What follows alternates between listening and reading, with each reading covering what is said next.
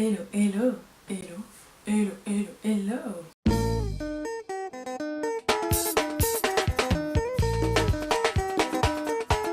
Salut à tous, bienvenue dans cette nouvelle vidéo en ma compagnie. Aujourd'hui c'est une vidéo conseil que je vais faire parce que ça m'a été pas mal demandé ces derniers temps. Et là vous vous demandez, mais c'est une vidéo sur quoi? Conseil pour la prise de notes, parce que je sais qu'il y a pas mal d'étudiants qui me regardent, donc à la demande générale, j'exauce votre vœu.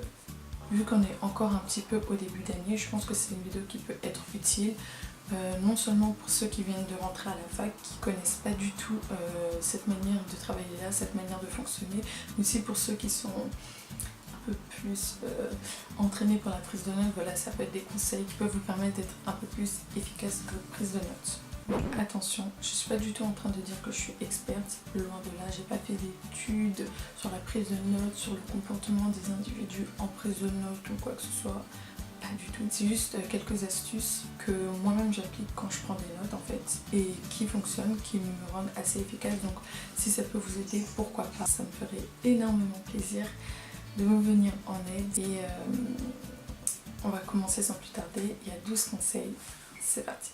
Le premier conseil, ça concerne votre outil de prise de notes. Donc soit un ordinateur, soit des feuilles. Comment faire son choix? Déjà de manière globale, c'est selon votre goût, votre choix, avec quel outil vous êtes le plus à l'aise. Ça doit être votre critère primordial, votre confort dans la prise de notes. Maintenant, pour l'ordinateur, je dirais que ça pourrait mieux aller aux personnes qui sont plus désordonnées, par exemple qui laissent souvent des feuilles volantes, qui ont du mal à s'organiser, qui ont du mal à trier, à ranger, etc. C'est sûr et certain que l'ordinateur c'est un moyen propre, organisé, ordonné de classer ses notes en fait. Aussi, si vous êtes à l'aise sur le clavier, que vous tapez hyper vite, que vous connaissez par cœur où se trouvent les touches, que vous êtes même capable de taper sans regarder l'écran, ouais, foncez tout de suite, c'est vraiment fait pour vous. Et troisièmement, je dirais si vous avez un ordinateur performant, c'est quand même un critère important. Il n'est pas question de perdre du temps en fait. Donc si votre ordinateur rame trop ou a souvent des bugs, etc., laissez tomber parce que vous allez plus perdre de temps à le régler que à prendre des notes et vous allez perdre trop de pourcentage de cours. Donc là, il faudra plus privilégier des feuilles. Pour les feuilles, comme j'ai dit, c'est peut-être préférable pour les personnes qui sont plus organisées, qui sont capables de trier leurs feuilles, de les noter, de ne pas les perdre, etc. pour ne pas avoir des trous dans ces notes. C'est aussi pour ceux qui peuvent écrire très rapidement. C'est évidemment beaucoup plus pratique. Si vous pouvez écrire rapidement, suivre vite, c'est un bon compromis. Il s'agit vraiment, pendant le cours, être vraiment attentif, être focalisé vraiment sur la voix du prof, être focalisé sur ce qu'il dit, être focalisé sur chacun de ses mots. Pour faire ça, vous pouvez vous mettre par exemple à l'écart de vos camarades, parce que même moi je connais, quand tu te mets à côté de tes potes, c'est sûr et certain que tu vas être déconcentré, tu vas toujours être tenté de discuter, de raconter des trucs. Donc voilà, si vous voulez vraiment être focus, concentré sur le cours, mettez-vous par exemple des places plus loin de vos potes, à côté de gens que vous connaissez pas. Tout devant aussi, c'est une bonne idée de se mettre tout devant parce qu'au moins là vous êtes sûr que vous allez vous concentrer sur le prof et pas être tenté de discuter avec vos amis quoi. Très important, et ça vaut pour ceux qui sont sur un ordinateur ou pour ceux qui sont sur des feuilles, c'est de faire des abrégés. N'arrivez pas, vous n'aurez jamais le temps d'écrire tous les mots, c'est clairement impossible à part si vous êtes capable d'écrire super vite. Mais là, encore jamais vu quoi. Donc privilégiez les abrégés. Par exemple pour question, vous pouvez mettre un Q majuscule. Exemple, vous mettez EX. Pour je sais pas, il y a plein d'exemples. Après, ça dépend des cours aussi. Je sais que de temps en temps, les profs, quand ils écrivent des trucs, parfois au tableau, donnent des exemples d'abrégés. Prenez ces exemples-là aussi, commencez à vous familiariser avec les exemples des abrégés qui donnent, comme ça vous pourrez les mettre dans votre cours. Ne retenez que l'essentiel. Pas la peine d'aller écrire toutes les parenthèses que le prof donne, tous les exemples, etc. Non, ça sert à rien. N'allez pas non plus écrire les blagues qu'il fait ou quoi que ce soit, ça sert à rien du tout, ça n'aura aucun impact sur votre cours, il n'y aura pas ça dans le devoir final. Concentrez-vous principalement, soyez attentifs sur les titres, les sous-titres, les sous-parties.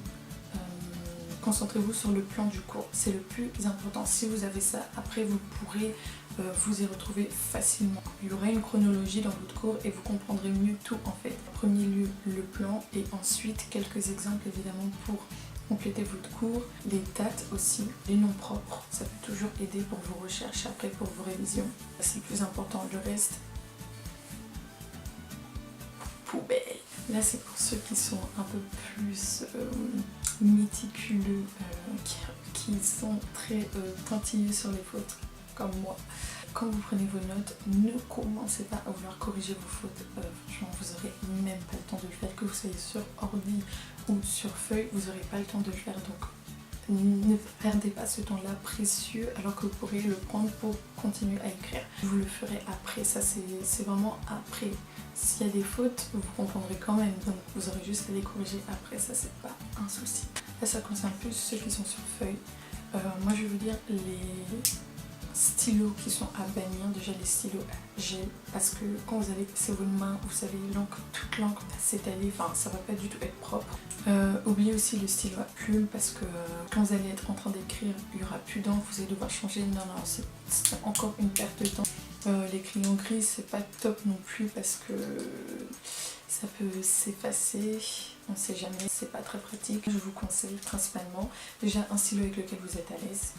Et les stylos comme ça, les stylos Bic comme ça c'est des stylos qui sont pratiques. Les stylos à billes, les stylos à billes c'est beaucoup plus pratique, ça glisse sur la feuille et voilà, ça dure assez longtemps, vous pouvez faire plusieurs cours avec ça quoi. Pour ceux qui sont très axés sur faire joli leur cours, mettre des couleurs et tout. Pendant la prise de notes, c'est pas la peine de commencer à changer de couleur, à changer de stylo, à mettre du bleu, du rouge, du orange, du vert, nanana. Commencez, prenez une couleur, écrivez avec ça. Quand vous ferez vos fiches, quand vous relirez pour vos révisions, vous ferez un code couleur qui vous permettra de mémoriser plus facilement votre cours. Là, d'accord, c'est possible parce que vous avez plus le temps. Mais là, quand vous êtes en train d'écrire le cours, quand le prof dicte, là, c'est pas la peine en fait. À part si vous avez un 4 couleurs, mais ça limite les couleurs quoi. C'est bleu, noir, vert, rouge. Après, est-ce que c'est vraiment important de le faire? Si vous vous sentez à l'aise avec un 4 couleurs pour le faire, ok. Pour ceux qui veulent mettre trop de couleurs et commencer à sortir toute leur panoplie d'arc-en-ciel sur leur table, non, ne faites pas ça parce que vraiment vous allez pas être au top de votre prise de notes en fait. Ça va vous paraître bête ce que je vais dire là, mais quand le prof fait des pauses, profitez-en pour boire de l'eau, corriger les trucs que vous pouvez corriger, vous relire un petit peu, vous détendre la main. Même sur clavier, vous pouvez avoir un petit peu mal au poignet, mais surtout quand on écrit à la main, comme ceci. Discutez avec vos camarades, non je rigole. Pas trop non plus, hein. Profitez-en pour faire vous aussi une pause dans votre cerveau parce que des fois ça peut être lourd et tout, t'as envie d'abandonner. Là c'est le moment vraiment de se rebooster, de se remotiver et voilà quoi. Et c'est encore pour ceux qui font la prise de notes sur feuille. Un conseil que je peux vous donner, si vous êtes plutôt ordonné, prenez des feuilles simples. Pourquoi? Parce que ça va beaucoup plus vite je trouve. Vous venez avec un petit bloc, comme ça au fur et à mesure vous pourrez en prendre une autre quoi. Pour ceux qui sont un peu moins organisés par rapport aux feuilles simples qui sont assez volantes, vous pouvez prendre un cahier. Maintenant le problème avec le cahier c'est que y a une fin quoi. Il faudra changer de cahier et puis c'est beaucoup plus lourd que des feuilles simples dans le sac. Voilà, c'est un peu l'inconvénient, ça c'est pour ceux qui sont un peu plus pratiques. Pour les feuilles simples, vous pouvez aussi les mettre dans un classeur. Ça n'est pas toujours en cours, évidemment, le classeur il reste chez vous. Au moins, quand vous rentrez chez vous, vous les classez et comme ça c'est rangé, c'est plié. Là, que ce soit sur ordinateur ou sur feuille, dès qu'il y a une nouvelle idée, allez à la ligne. aller directement à la ligne. Quitte à ce qu'il y ait beaucoup d'espace, c'est pas grave. Mais comme ça, au moins, un cours espacé, c'est un cours ordonné et c'est un cours qu'on comprend mieux. C'est pas brouillon, c'est pas gribouillé, c'est pas tout collé là, tout concentré. Non, ce sera espacé, ce sera aéré et vous pourrez mieux vous y retrouver à chaque nouvelle partie, à chaque nouveau titre, à chaque nouvelle sous-partie, à chaque nouvelle définition, etc. À chaque nouvelle idée. Allez à la ligne, sautez une ligne s'il le faut, mais en tout cas, espacer votre cours, c'est très important. Je ne relisais pas mes cours tout le temps avant chaque cours prochain. Je relisais pas mon cours précédent pour aller au prochain cours systématiquement. Je me rends compte que c'est quand même mieux pour savoir de quoi on parle. C'est important de lire le cours précédent pour le cours auquel on va assister après, parce qu'au moins tu sais de quoi on parle et t'es plus apte, t'es dans le sujet en fait.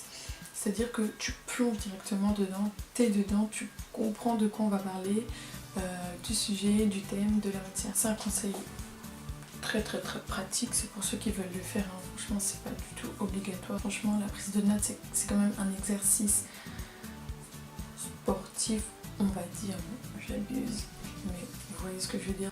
À force d'écrire, à force de taper, le poignet il en prend un coup. Je peux vous dire que c'est pas une horreur non plus. Vous pouvez prendre les balles thérapeutiques là et entraîner votre poignet ou détendre votre poignet en fait. Pour le soir quand vous rentrez chez vous, vous pouvez faire ça. Déjà ça va vous détendre, ça va vous déstresser et ça va aussi faire du bien à votre poignet, ça va le relaxer. Vous aurez beaucoup moins mal au poignet et vous serez plus vaillant pour attaquer le prochain cours et surtout vous aurez beaucoup moins mal.